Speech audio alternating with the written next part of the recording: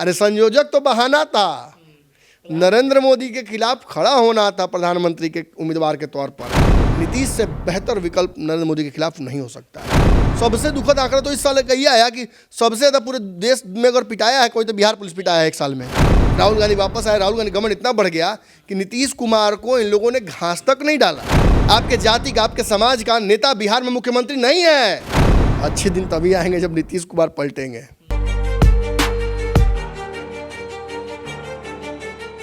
नमस्कार, पंचनामा देख रहे हैं आप, जहां पे हम करते हैं खबरों की चीरफाड़।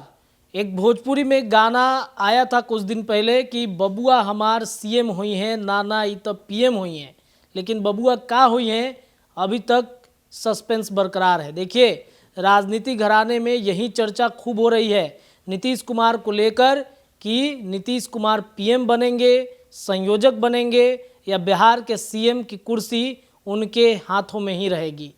कई तरह की दोहापाती की स्थिति इस वक्त बिहार के राजनीतिक गलियारे में घूम रही है। किसी को समझ नहीं आ रहा है कि आखिरकार नीतीश का फैसला क्या होगा। सब लोग जो है वो कहीं ना कहीं कयासों के बाजार में घूम रहे हैं, लेकिन पंचनामा का एक विशेषता ये है कि जब चीड़-फाड़ हो जाती है तो समझिए राजनीति अगले दिन से बिहार की बदल जाती है। कल के पंचनामा और परसों के पंचनामा के बाद बिहार की राजनीति भी बदल रही है। जो चर्चाएं लगातार पंचनामा में हमारे संपादक डॉक्टर नमन मिश्रा सर करते हैं, इन्हीं के आधार पर कल से राजनीतिक घराने में चर्चाएं काफ़ी ज़्यादा बदल चुकी हैं।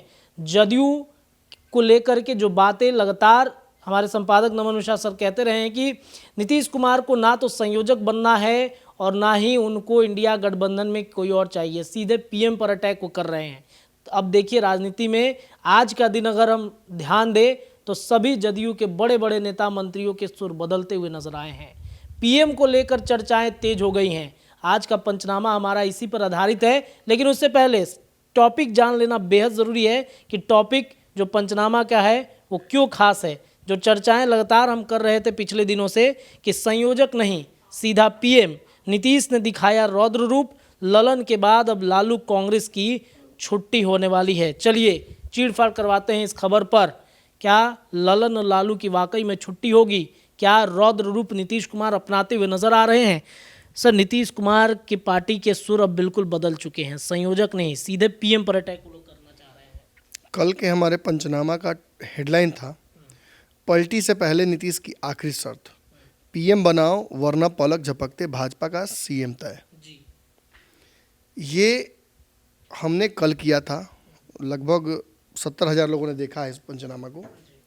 बहुत सारे लोग अच्छा कहते हैं, बहुत सारे लोग कहते हैं कि ज़बरदस्ती का बकवास है, कुछ इसमें दम नहीं है। सही बात है, अखबार में जब तक नहीं छपेगा तब तक कैसे मान लेंगे सही। पंचनामा देखें तो अखबार में छपता है ना सर। अब आप बोल सकते हैं इतना बड़ा हम करेंगे तो जानते हैं ना क्या होगा। मुझे लगता है कि अखबार पढ़ना चाहिए। आज के पंचनामा देखने के बाद कल का हेडलाइन जरूर पढ़िएगा आप लोग। अब आज उठते उठते सुबह सुबह मैंने नीरज कुमार का एक बयान देखा। मेरे जैसे साधारण राजनीतिक सूझबूझ वाले व्यक्ति को ये बात समझ में आती है कि कल के पंचनामा से एकदम एग्जैक्टली जुड़ा हुआ बयान उन्होंने दिया है। उन्होंने कहा है कि संयोजक पद के लिए हमने वैकेंसी दी थी क्या? हमने आवेदन दिया था, क्यों संयोजक बनाइएगा? जब नीतीश कुमार ने कह दिया कि इस पद में कोई रुचि नहीं है तो क्यों ज़बरदस्ती बार बार नाम लिया जा रहा है? वो कांग्रेस और राजद के लोगों को बोल रहे थे, वो भाजपा को नहीं बोल रहे थे। भाजपा संयोजक नहीं बना रही है। वो तेजस्वी यादव के उस बयान पर हमला कर रहे थे जिसमें तेजस्वी ने कहा कि नीतीश कुमार को संयोजक बनाया जाए तो वो भविष्य के लिए एक बढ़िया इंडिया गठबंधन के लिए रिजल्ट आ सकता है। वो उस बयान पर हमला कर रहे थे जिसमें 2 तारीख की जो कांग्रेस का भोज था, उस भोज के बाद अखिलेश सिंह ने कहा था कि नीतीश कुमार किसी पद के लायक हैं, किसी भी पद पर सुशोभित हो सकते हैं। वो इन सारी चीज़ों पर हमला कर रहे थे। वो क्यों कर रहे थे? अरे भाई, संयोजक बनने के लिए आज तक सारा नखड़ा किए हैं। वहाँ गए गुस्सा गए, वहाँ गए गुस्सा गए, दिल्ली गए, बंगलोर गए, मुंबई गए, जहाँ गए गुस्सा गए। पटना में भी गुस्सा नहीं खबर आई।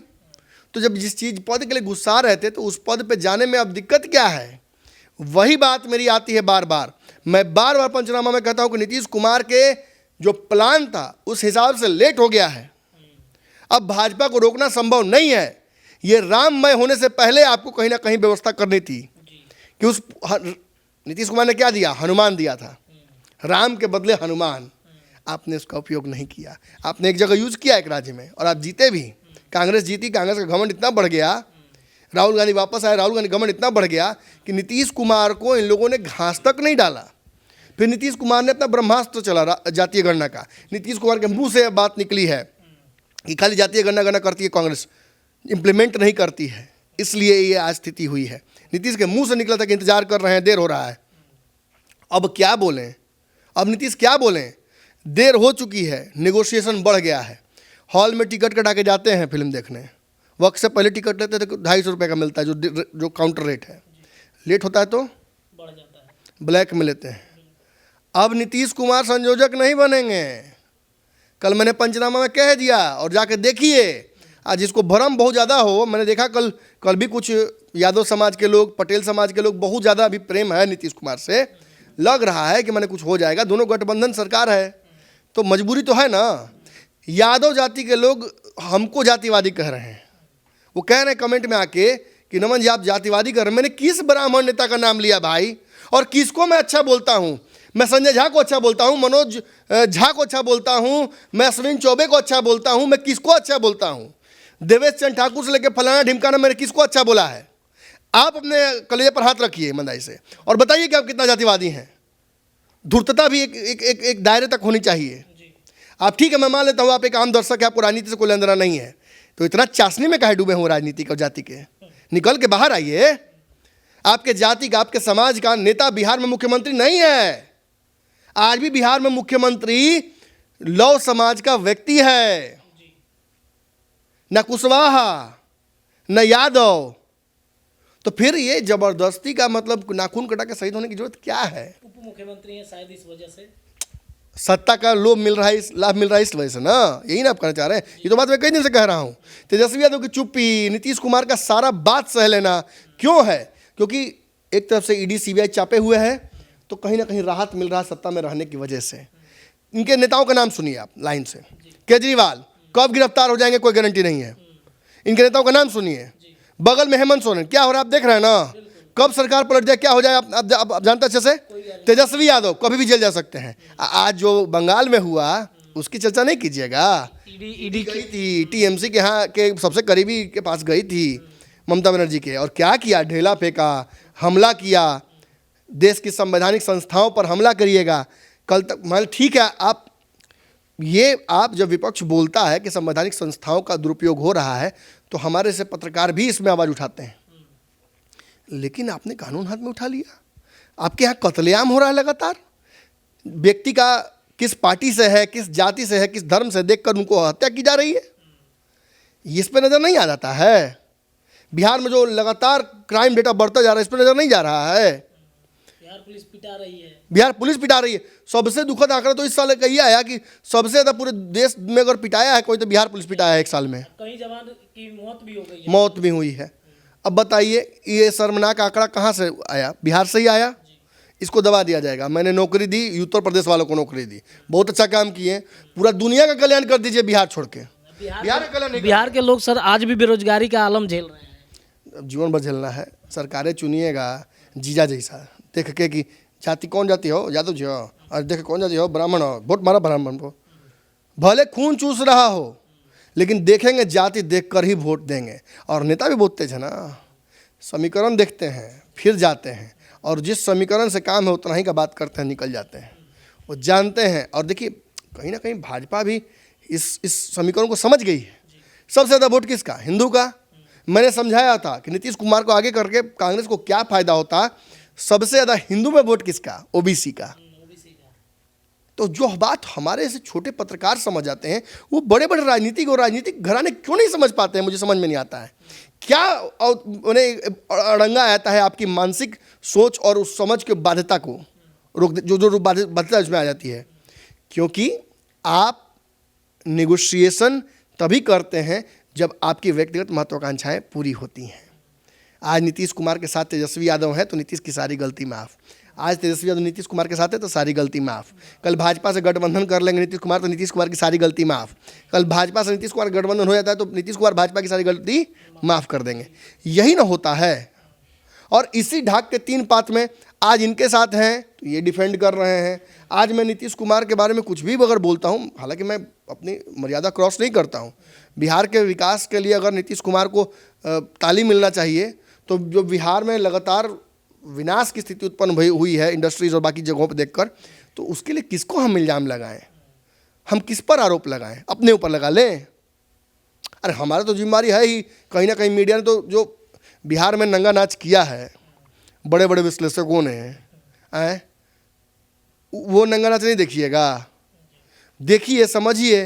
और ठीक है, आपको अगर बहुत अच्छा लगता है कि भाई मैं वर्तमान सरकार के खिलाफ बोलता हूँ, मत देखिए हमारा चैनल। मैं आग्रह करता हूँ, मैं उन लोगों से हाथ जोड़कर आग्रह कर रहा हूँ जिनको केवल जहर ही घोलना है और केवल अपने नेता की बड़ाई सुननी है, उसके लिए एक चैनल बन गया है। एक विश्लेषक वहाँ बैठकर विशेष तौर पर यही काम ही करते हैं, नीतीश कुमार, तेजस्वी यादव और बाकी लोगों की बड़ाई करना। अगर यही देश स्तर पर जाते हैं तो नरेंद्र मोदी की बड़ाई करते हैं, मैंने देखा है। हम देश स्तर पर जाते हैं तो नरेंद्र मोदी की खिंचाई करते हैं, हम जब बिहार में आते हैं तो वर्तमान सरकार की खिंचाई करते हैं। आपको पता नहीं है पत्रकारिता क्या होता है। दर्शकों में बहुत बड़ा हिस्सा जो वर्तमान सरकार का पक्षधर है, उनको पता ही नहीं कि सच में पत्रकारिता कैसी होती है। उनको लगता है कि केंद्र में अगर कोई सरकार है, उसके खिलाफ अगर जमकर कोई बोलता है और बिहार में उसके खिलाफ सरकार है, तो केंद्र में सरकार के खिलाफ पत्रकारों को बोलना चाहिए, बिहार सरकार के खिलाफ नहीं बोलना चाहिए। 15 साल से इसका शासन है, 33 साल से इसका शासन है, उसके खिलाफ नहीं बोलना चाहिए। उनके फैसलों को हमें आंख मूंद कर स्वीकार कर लेना चाहिए। ये जो आप अपना क्या बोलते हैं उसको, आप मान लेते हैं कि आपके भाग्य में यही है, ये सबसे बड़ी गलती है। भाग्य के भरोसे नहीं बैठना चाहिए, बदलाव होता ही रहना चाहिए। और ये बदलाव कहीं ना कहीं आपके लोकतंत्र का सबसे खूबसूरत पहलू है, जिसको आपको समझना पड़ेगा। केंद्र में भी सरकार बदलाव की जरूरत थी, लेकिन इस तरीके से विपक्ष ने खेल किया है, इतना गंदा खेल किया है। ये आज भी अब देखिए ना, बंगाल में जो हुआ है, बंगाल में जो ईडी पर हमला हुआ है, कांग्रेस का स्टैंड आपने देखा? अधीर रंजन चौधरी ने क्या कहा? अधीर चौधरी ने साफ तौर पर कहा कि अब इसके बाद हत्या ही करोगे ना। आपसे में ये लोग लड़ रहे हैं सर, जायज बात भी। देखिए, कांग्रेस ने कभी गलत बात नहीं की है, अपार्ट फ्रॉम द फैक्ट कि नीतीश को एक्सेप्ट नहीं किया कांग्रेस ने, कि कांग्रेस ने कोई गलती नहीं की है। कांग्रेस एक लंबी लड़ाई के लिए तैयार रख रही है अपने आप को, लेकिन दिक्कत यहाँ है कि सभी की अपनी महत्वाकांक्षाएं हैं। नीतीश का नाम अगर कांग्रेस एक्सेप्ट भी कर ले, जो कि वर्तमान स्थिति में बन रहा है माहौल, तो केजरीवाल और ममता बनर्जी एक बहुत बड़ा अड़ंगा है। ये दोनों उनके नाम के लिए तैयार नहीं हो रहे हैं, और इन दोनों ने खड़गे का नाम करके कांग्रेस के साथ भी खेल कर दिया और नीतीश के साथ भी खेल कर दिया। सर इन दोनों का ये मतलब, दोनों क्यों नहीं आगे आ रहे हैं कि नीतीश कुमार को ही आगे बढ़ाना चाहिए? इनकी क्या महत्व? देखिए, कागज पर ये दोनों नीतीश से बड़े नेता हो गए हैं। इस बात को आप ये मत सोचिए कि नीतीश कुमार 15 साल 17 साल 18 साल मुख्यमंत्री बने रह गए तो बहुत बड़े नेता हो गए। मिथुन चक्रवर्ती कितना फिल्म किए हैं, कितना फिल्म किया होगा उन्होंने, हमको तो रिकॉर्ड तोड़े हुए हैं फिल्म करने में। लेकिन स्टार कौन कहलाता है? शाहरुख खान, अमिताभ बच्चन, सलमान खान, आमिर खान।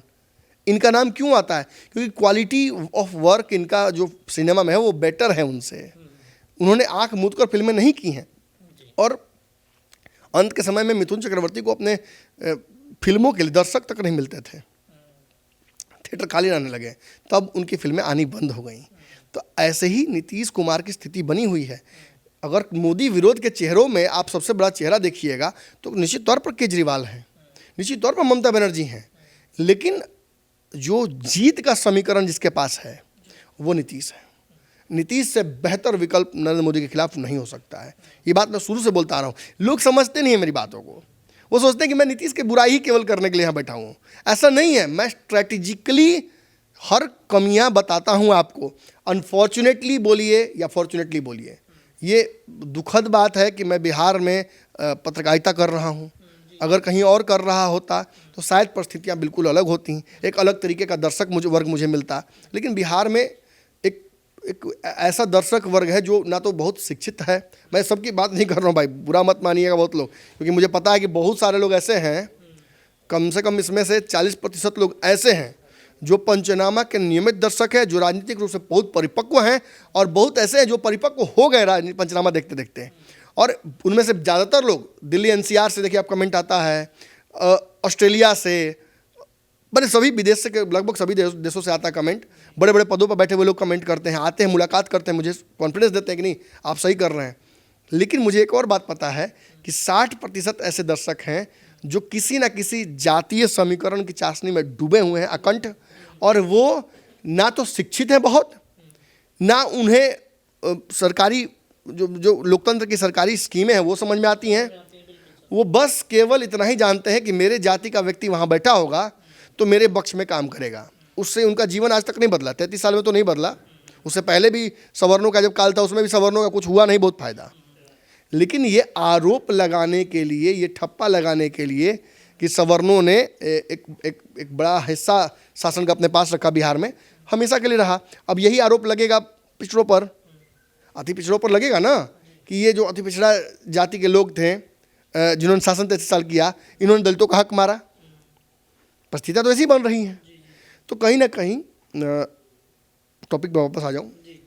नीतीश कुमार ने रौद्र रूप दिखाया है। इंडिया गठबंधन में जो स्थितियां उत्पन्न हो रही है नीतीश को लेकर के, मनाने का काम शुरू हो गया है। खड़गे फोन कर रहे हैं, उद्धव ठाकरे को लगाया गया कि मनाइए। मतलब कांग्रेस ये समझती है क्या सर कि अगर जो बात आप कह रहे हैं कि नीतीश कुमार के बिना इंडिया गठबंधन आगे बढ़ ही नहीं सकता है?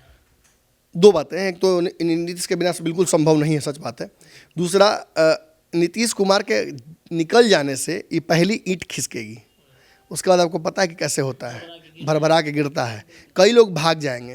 देखिए, आप बगल में आपके हेमंत सोरेन हैं। हेमंत सोरेन को भाजपा से बहुत दिक्कत नहीं है, वो राजद वाली स्थिति में नहीं है।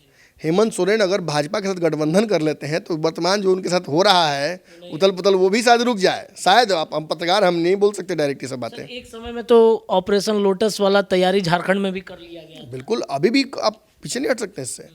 कब वो मामला बन जाए, अरे इंडिया गठबंधन ठीक है, हम इंतजार कर रहे हैं, प्लेन आएगा, प्लेन आएगा, प्लेन आएगा, और नहीं आएगा तो ट्रेनों से जाएंगे। व्यवस्था वैकल्पिक करनी पड़ेगी ना, जाना है तो जाना है। और कहीं ना कहीं मैं फिर वही बात कहूँगा कि नीतीश कुमार ने ललन सिंह को जब बाहर किया तो एक परसेप्शन तो बना, और निश्चित तौर पर मैं आपको ये दावे के साथ कहता हूँ, किसी और विश्लेषक की बात नहीं जानता हूँ, मैं दावे के साथ कहता हूँ, शुरू से कहता हूँ, और नीतीश कुमार संयोजक नहीं बनेंगे, नहीं बनेंगे, आज भी यही कह रहा हूँ, नहीं बनेंगे। देखिए मेरी बातें कैसे सच हुई। कल तक संयोजक नहीं बनाया जा रहा था, और ललन सिंह को जब हटा के नीतीश कुमार ने रिवर्स साइकोलॉजी लगाई और भाजपा से उनका नेगोशिएशन चलने लगा। समझिए बात को, भाजपा से बातचीत नीतीश कुमार की निश्चित हो रही है। ये बातें बाद में खुलेंगी कि कौन था कारक, ये संकट मोचक कौन बन के आया, कौन खुशियां मना रहा है, ये सब बात समझ में आएगा, आपको आगे चल के समझ में आएगा। लेकिन नीतीश कुमार के नेगोशिएशन में भाजपा के साथ नीतीश जानते थे कि पहली वाली मोहब्बत नहीं मिलेगी। हाँ, मुझसे पहले सी मोहब्बत मेरे महबूब न मांग, वो संभव नहीं है नीतीश कुमार से। एक्सेप्ट तो भाजपा कभी भी कर लेगी, लेकिन पहले वाली स्थिति नहीं होगी। नीतीश को सीएम नहीं बनाएगी, नीतीश कुमार को संटिंग में डाल देगी। वैसी स्थिति के लिए नीतीश नहीं तैयार हैं। आज मुख्यमंत्री हैं, जब तक चाहेंगे मुख्यमंत्री बने रह जाएंगे। कोई हड़बड़ी है क्या, कोई हटा रहा है क्या उनको? ललन सिंह ने कह दिया कि हम नहीं करना चाहते हैं कोई टूट फूट। राजद कही रही कि नीतीश कुमार जब तक चाहेंगे बने रहें। दिक्कत कहाँ आ रही है? दिक्कत आ रही है कि प्रधानमंत्री वाला चेहरा, अरे संयोजक तो बहाना था, नरेंद्र मोदी के खिलाफ खड़ा होना था प्रधानमंत्री के उम्मीदवार के तौर पर, और वो संभावनाएं अब देरी की वजह से समाप्त हो चुकी हैं। तो अब संयोजक बनकर पूरे इंडिया में घूमने का समय नहीं बचा है।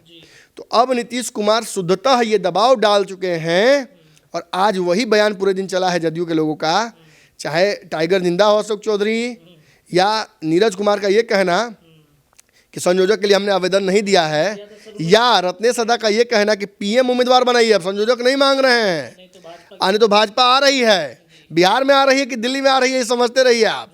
हम तो बिहार मान के चल रहे हैं। और ऐसी स्थिति में नीतीश कुमार ने स्पष्ट कर दिया है कि पीएम से 1 इंच कम नहीं लेंगे अब।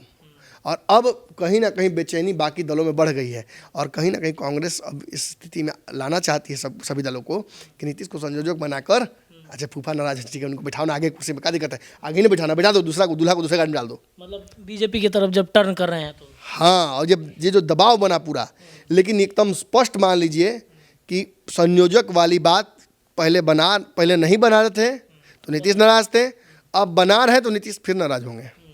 इसका कारण है कि संयोजक नहीं बनना है, पीएम बनना है। अब पीएम बनना है। जो ललन सिंह के साथ नीतीश कुमार ने किया वही लालू और कांग्रेस के ऊपर चाप चढ़ा दिया उन्होंने। अब फैसला लालू और कांग्रेस को करना है। तो नीरज कुमार सर बयान देते हैं कि हम साजिश के शिकार नहीं हैं, कलेजा पे चढ़ के राजनीति करेंगे। बिल्कुल, और किसके कलेजा पर चढ़ने की बात कर रहे हैं? अब भाजपा तो साथ में है नहीं, तो अपने सहयोगी में किसी में चढ़ेंगे ना? लालू यादव पर चढ़ेंगे या कांग्रेस के कलेजा पर चढ़ेंगे? अरे सीटों को लेकर भी आपने सुना ना क्या हो रहा है। संजय झा कहते हैं कि मतलब 16 सीट से कम कॉम्प्रोमाइज नहीं, कांग्रेस और राजद समझे कैसे कॉम्प्रोमाइज करना है आपस में। कांग्रेस यही बात कह रही है कि 9 सीट से कम में कॉम्प्रोमाइज नहीं, राजद और जदयू समझे।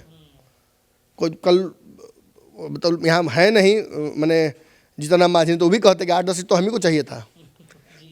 गठबंधन में अगर होते तो संभव नहीं है, बहुत मुश्किल से सीटों का समीकरण बनेगा। 15-16 को सीट मांग रहे हैं, 4 गो सांसद के टिकट काटना चाह रहे हैं जदयू के लोग अंदर, तो ये 16 सीट मांग कह रहे हैं। और मुझे तो लगता है आज हमने बात की थी, रजनीश जो दरभंगा से हैं और जो आपके सैनिक प्रकोष्ठ के अध्यक्ष उपाध्यक्ष हैं राजद में, उन्होंने कहा कि हम ही अपनी सीट कम कर लेंगे इस गठबंधन को बचाने के लिए, कोई दिक्कत नहीं है। मतलब राजद कुर्बानी देने के लिए तैयार है। बिल्कुल, अगर तेजस्वी यादव की युवा टीम कुर्बानी दे सकती है, इतना कुर्बानी तो दे ही दी है ना तेजस्वी। जब सीएम की कुर्सी की कुर्बानी दे दी है तो अब तेजस्वी आके जीवन में इससे बड़ा तो मौका नहीं ना आएगा। लालू मानेंगे सर, प्रधानमंत्री बनेंगे, लालू मानेंगे। 20 सीट पे पिछली बार लड़े थे। जब तक लालू यादव तब तक तो नीतीश कुमार का दाल नहीं गलेगा। अब देखिए क्या होता है, केवल सीटों की बात नहीं ना है, अब तो बात है कि नीतीश को पीएम बनाने की बात। संयोजक आप एक बजा लिए, अगर नीतीश को संयोजक बनाया जाएगा तो ऐसा नहीं है कि नहीं बनेंगे, बन जाएंगे। अगर इस दबाव के का कोई रिजल्ट आएगा तो भगवान अमृतो पिए थे, विष भी पिए थे, याद है ना? जो मिल रहा है वो अपना ई ले लेंगे, लेकिन कहेंगे बाकी इस पर सूद अब दीजिए, ये तो मेरा था ही, ये जो रखा आपने इसका सूद कौन देगा?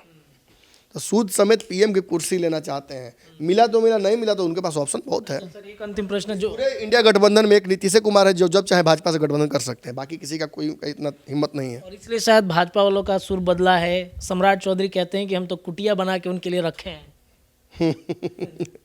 सम्राट चौधरी और बाकी जो भाजपा के नेता हैं, इनके लिए अच्छे दिन तभी आएंगे जब नीतीश कुमार पलटेंगे।